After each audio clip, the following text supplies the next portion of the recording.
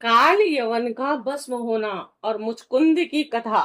शुक्रदेव जी कहते हैं कि प्रिय परीक्षित, जिस समय भगवान श्री कृष्ण मथुरा नगर के मुख्य द्वार से निकले और उस समय ऐसा मालूम जा पड़ा मानो पूर्व दिशा से चंद्रोदय हो रहा हो और उसका श्यामल शरीर अत्यंत ही दर्शनीय था और उस पर रेशमी पीतांबर की छटा निराली ही थी और वक्ष स्थल पर स्वर्ण रेखा के रूप में श्री वत्स चिन्ह शोभा पा रहा था और गले में कौस्तुभ मणि जगमगा रही थी। चार भुजाएं थी जो लंबी लंबी और कुछ मोटी मोटी थी।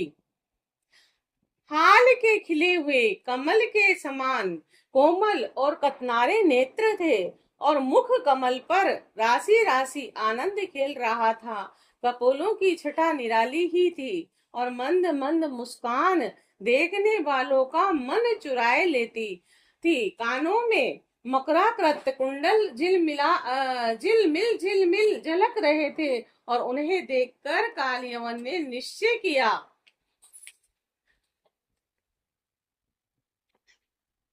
यही पुरुष वासुदेव है।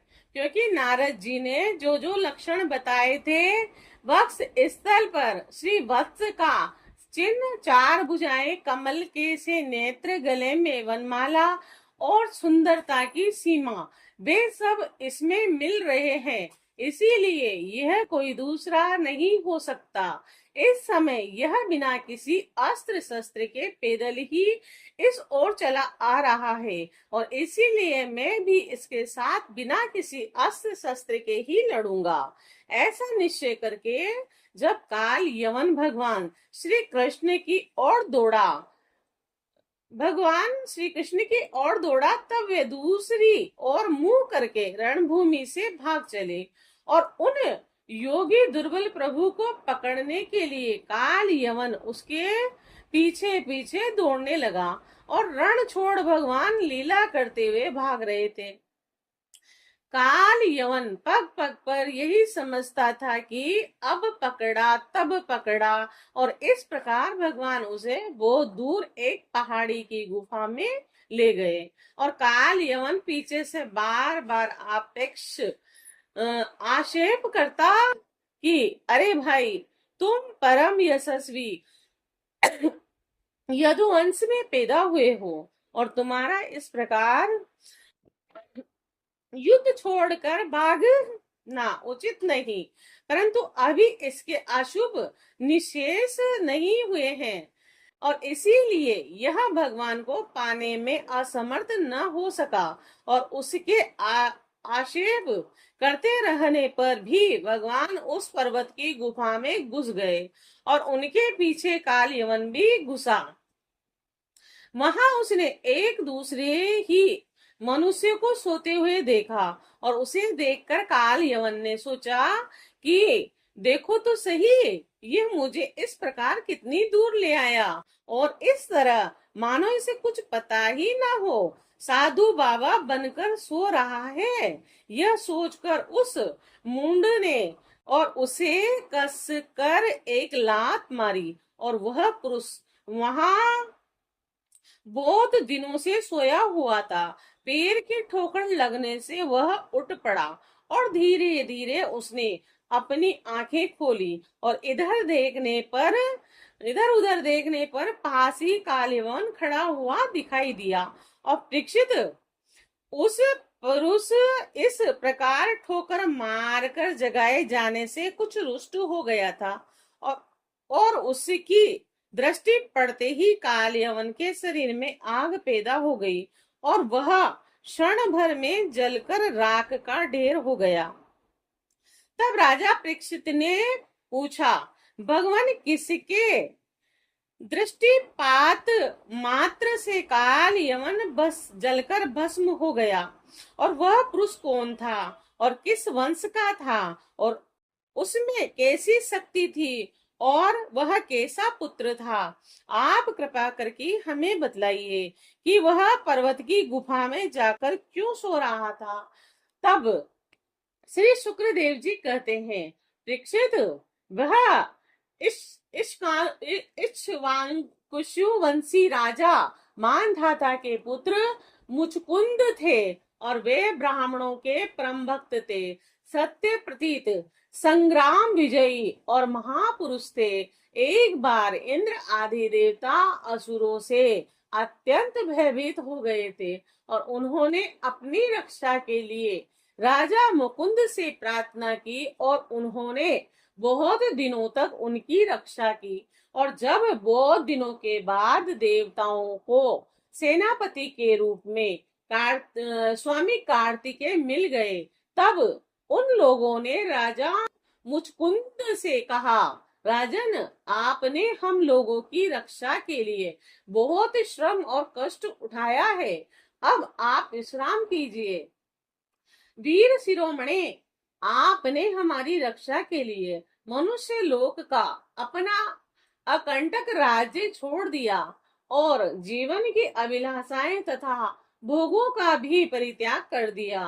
अब आपके पुत्र, रानियां, बंधु बांधव और अमात्य मंत्री तथा आपके संयम की समय की प्रजा से कोई नहीं रहा है और सब के सब काल के गाल में चले गए हैं और काल समस्त बलवानों से भी बलवान है और वह समय परम समर्थ, अविनाशी और भगवत स्वरूप है। और जिस ग्वाले पशुओं को अपने वंश में रखते हैं, वैसे ही वह खेल खेल में सारी प्रजा को अपने अधीन रखता है।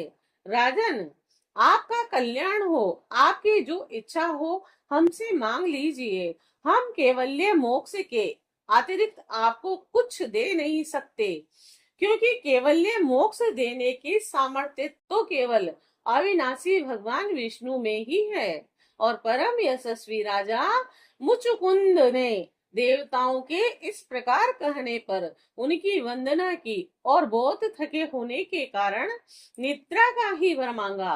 तब उसने वर पाकर वे नींद से भरकर पर्वत की गुफा में जा सोए और उस समय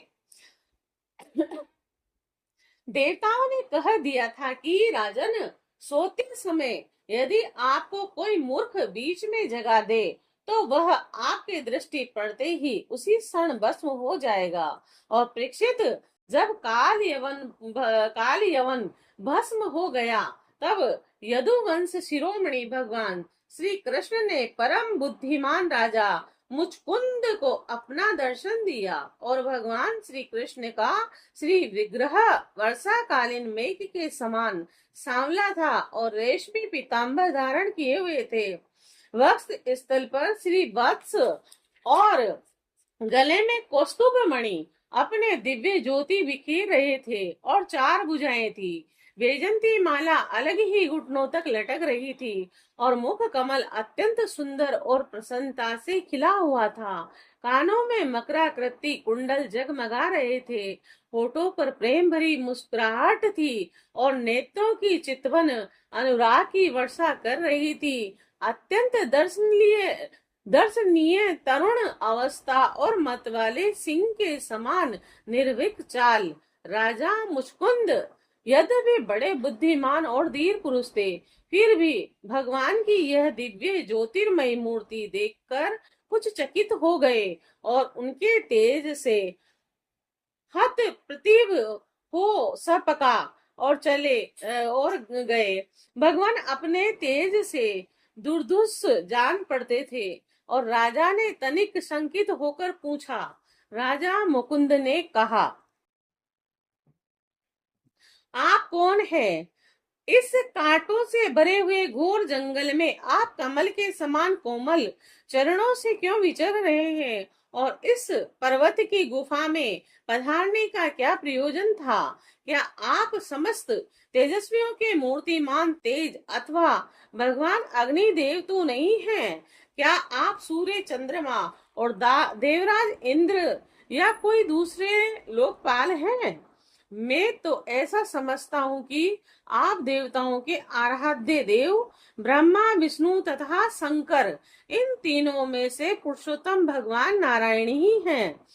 क्योंकि जैसे श्रेष्ठ दीपक अंधेरे को दूर कर देता है, वैसे ही आप अपनी अंक्रांति से इस गुफा का अंधेरा भगा रहे हैं।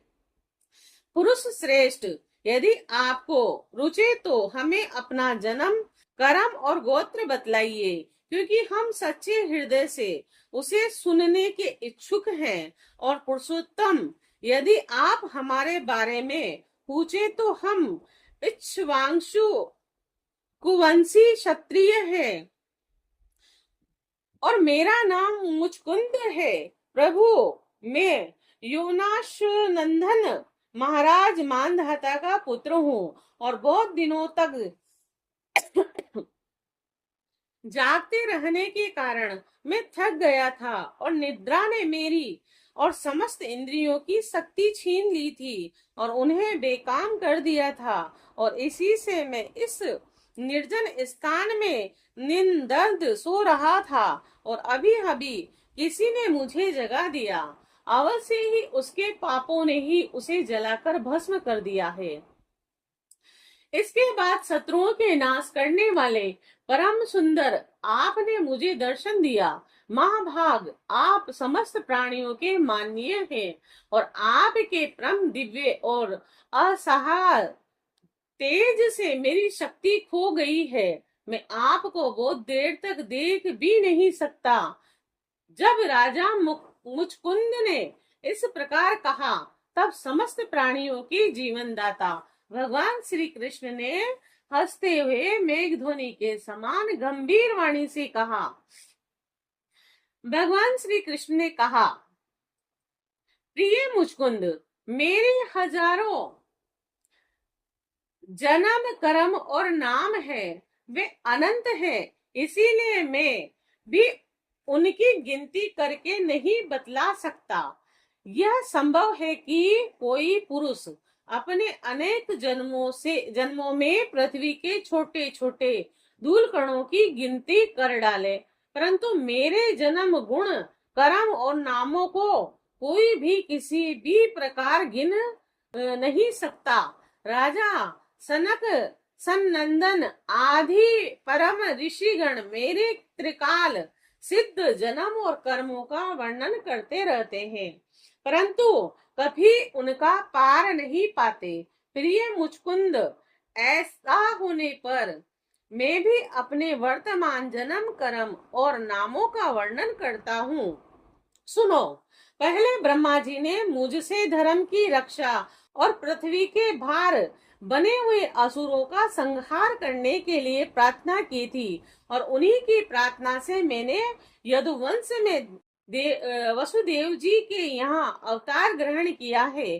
अब मैं वसुदेव जी का पुत्र हूँ और इसीलिए लोग मुझे वासुदेव कहते हैं। और अब तक मैं काल नेमी असुर का, जो कंस के रूप में पैदा हुआ था, तथा प्रलंब आदि अनेकों साधु द्रोही असुरों का संहार कर चुका हूँ।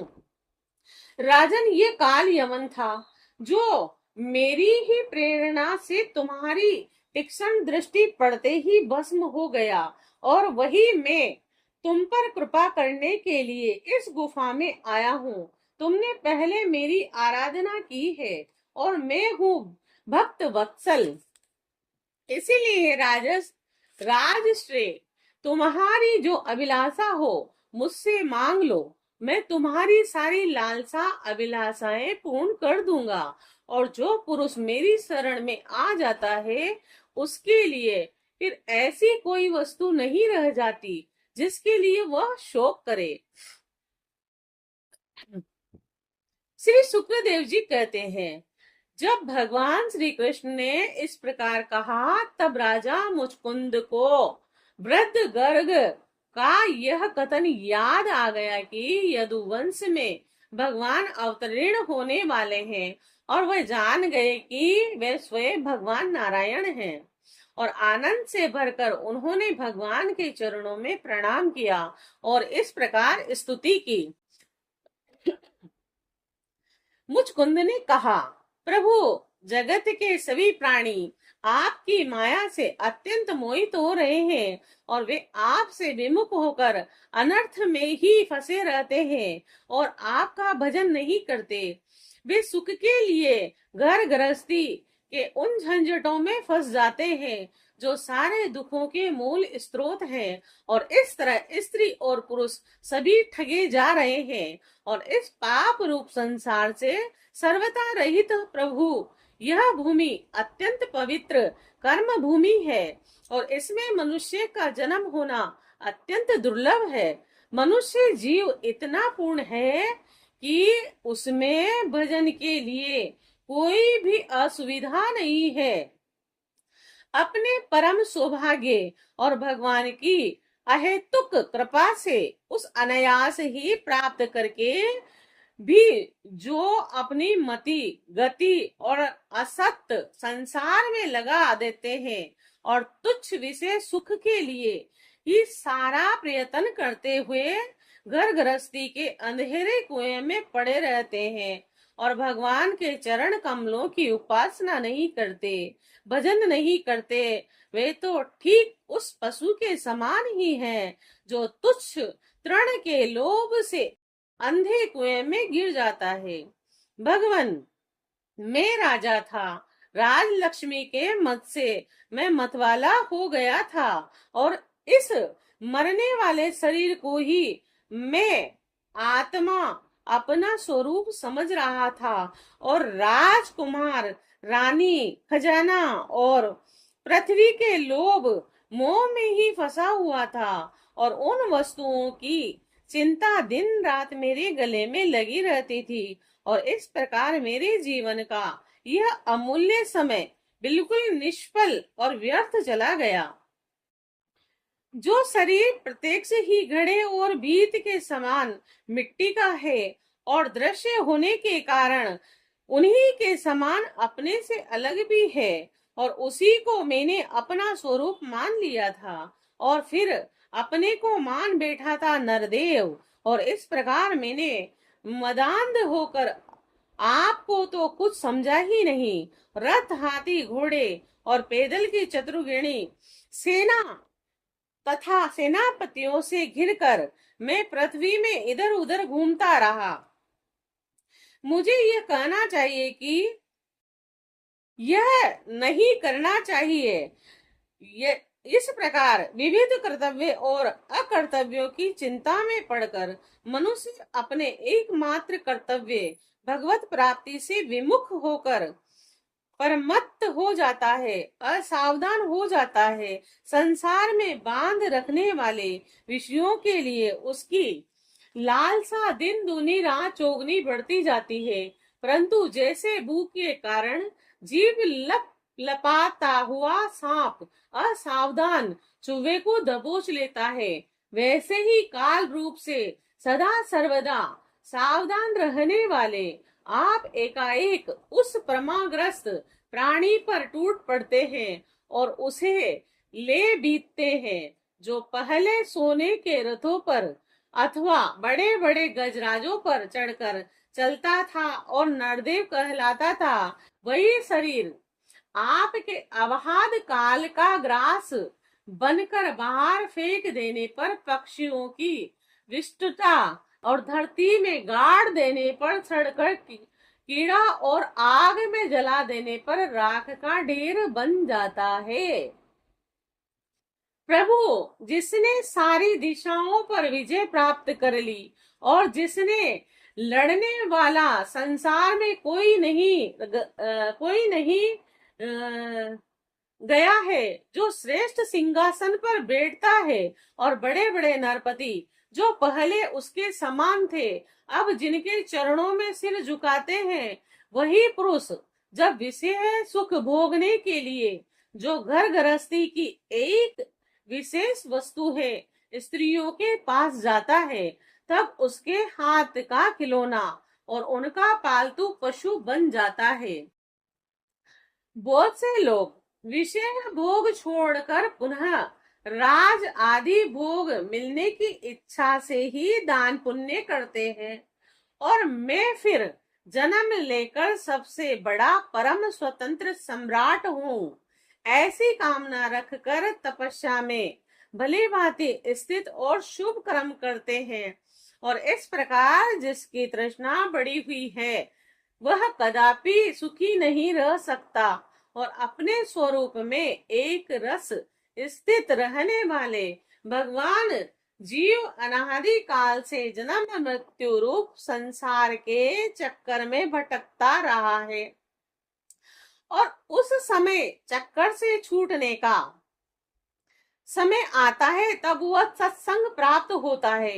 वह निश्चय ही जिस क्षण सत्संग प्राप्त होता है उसी क्षण संतों के आश्रय कार्य कारण रूप जगत के एकमात्र स्वामी आप में जीव की बुद्धि अत्यंत दृढ़ता से लग जाती है और भगवान मैं तो ऐसा समझता हूँ कि आपने मेरे ऊपर परम अनुग्रह की वर्षा की है, क्योंकि बिना किसी परिश्रम के अनायास ही मेरे राज्य का बंधन टूट गया और साधु स्वभाव के चक्रवर्ती राजा भी जब अपना राज्य छोड़कर एकांत में भजन साधन करने के उद्देश्य से वन में जाना चाहते हैं तब उनके ममता बंधन से मुक्त होने के लिए बड़े प्रेम से आपसे प्रार्थना किया करते हैं। अंतर्यामी प्रभु आपसे क्या छिपाए, मैं आपके चरणों की सेवा के अतिरिक्त और कोई भी वर नहीं चाहता, क्योंकि जिसके पास किसी प्रकार का संग्रह परिग्रह नहीं है अथवा जो उसके अभिमान से रहित है वे लोग भी केवल उसी के लिए प्रार्थना करते हैं। भगवान भला बताइए तो सही, मोक्ष देने वाले आपकी आराधना करके ऐसा कौन सा श्रेष्ठ पुरुष होगा जो अपने को बांधने वाले सांसारिक विषयों का वर मांगे। इसीलिए प्रभु मैं सत्गुण रजोगुण तमोगुण से संबंध रखने वाली समस्त कामनाओं को छोड़कर केवल माया के लेस मात्र संबंध से रहित गुणातीत एक अतिथ्य चित्त स्वरूप परम पुरुष आपकी शरण ग्रहण करता हूँ। भगवान मैं अनादि काल से अपने कर्म फलों के भोगते भोगते अत्यंत आर्त हो रहा था और उनकी दुखद ज्वाला रात दिन मुझे जलाए रहती थी। मेरे 6 शत्रु 5 इंद्रिय और 1 मन कभी शांत न होते थे और उनकी विषयों की प्यास बढ़ती ही जा रही थी और कभी किसी प्रकार एक क्षण के लिए भी मुझे शांति न मिली। और शरणदाता अब मैं आपके भय मृत्यु और शोक से रहित चरण कमलों की शरण में आया हूँ। सारे जगत के एकमात्र स्वामी परमात्मा मन आप मुझ शरणागत की रक्षा कीजिए। भगवान श्री कृष्ण ने कहा, सार्वभौम महाराज तुम्हारी मति तुम्हारा निश्चय बड़ा ही पवित्र और ऊंची कोटि का है। यद्यपि मैंने तुम्हें बार बार वर देने का प्रलोभन दिया फिर भी तुम्हारी बुद्धि कामनाओं के अधीन न हुई। मैंने तुम्हें जो वर देने का प्रलोभन दिया वह केवल तुम्हारी सावधानी की परीक्षा के लिए। मेरे जो अन्य भक्त होते हैं उनकी बुद्धि कभी कामनाओं से इधर उधर नहीं भटकती। जो लोग मेरे भक्त नहीं होते वे चाहे प्राणायाम आदि के द्वारा अपने मन को वश में रखने का कितना ही प्रयत्न क्यों न करें, उनकी वासनाएं और क्षीण नहीं होती और राजन उनका मन फिर से विषयों के लिए मचल पड़ता है। और तुम अपने मन और सारे मनोभावों को मुझ में अर्पित कर दो और मुझ में लगा दो और फिर स्वच्छंद रूप से पृथ्वी पर विचरण करो और मुझ में तुम्हारी विषय वासना शून्य निर्मल भक्ति सदा बनी रहेगी। तुमने क्षत्रिय धर्म का आचरण करते समय शिकार आदि के अवसरों पर और बहुत से पशुओं का वध किया है। अब एकाग्र चित्त से मेरी उपासना करते हुए तपस्या के द्वारा उस पाप को धो डालो। राजन अगले जन्म में तुम ब्राह्मण बनोगे और समस्त प्राणियों के सच्चे हितैषी परम सुहृद हो पाओगे तथा फिर मुझ विशुद्ध विज्ञान घन परमात्मा को प्राप्त करोगे।